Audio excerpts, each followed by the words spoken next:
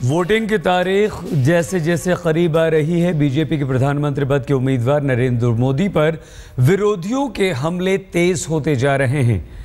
मोदी पर निशाना साधते हुए एनसीपी के प्रमुख शरद पवार ने कहा है कि उनकी सरकार आई तो मोदी का मानसिक इलाज कराएंगे। पवार ने कहा कि चुनाव खत्म होने के बाद मोदी का जोश खत्म हो जाएगा।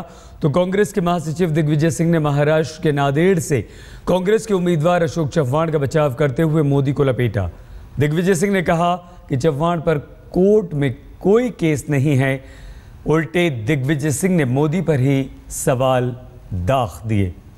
एनसीपी के प्रमुख शरद पवार ने कहा है कि नरेंद्र मोदी का किसी ब्रेन हॉस्पिटल में इलाज होना चाहिए। साथ ही शरद पवार ने यह भी कहा कि चुनाव के बाद नरेंद्र मोदी का जोश खत्म हो जाएगा।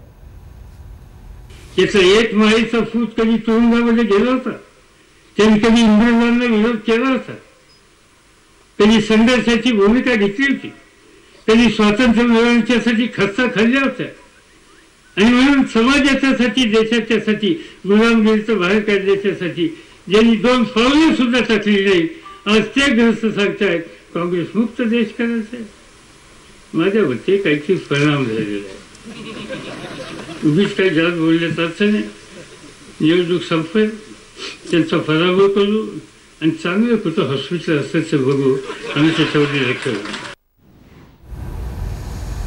तो नरेंद्र मोदी पर चौतरफा अब वार हो रहा है। बीजेपी ने प्रधानमंत्री पद का उम्मीदवार घोषित किया है। विरोधी लगातार नरेंद्र मोदी पर निशाना साध रहे हैं। शरद पवार ने अब तक ये कह दिया है कि मानसिक इलाज हम करवाएंगे अगर हमारी सरकार आती है तो, और ये भी कहा कि नरेंद्र मोदी बहुत ज़्यादा जोश में हैं।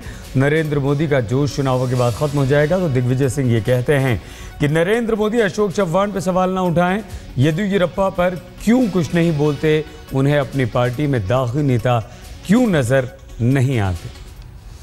कांग्रेस के नेता अशोक चव्हाण को लेकर मोदी के ट्वीट का कांग्रेस के महासचिव दिग्विजय सिंह ने जवाब दिया।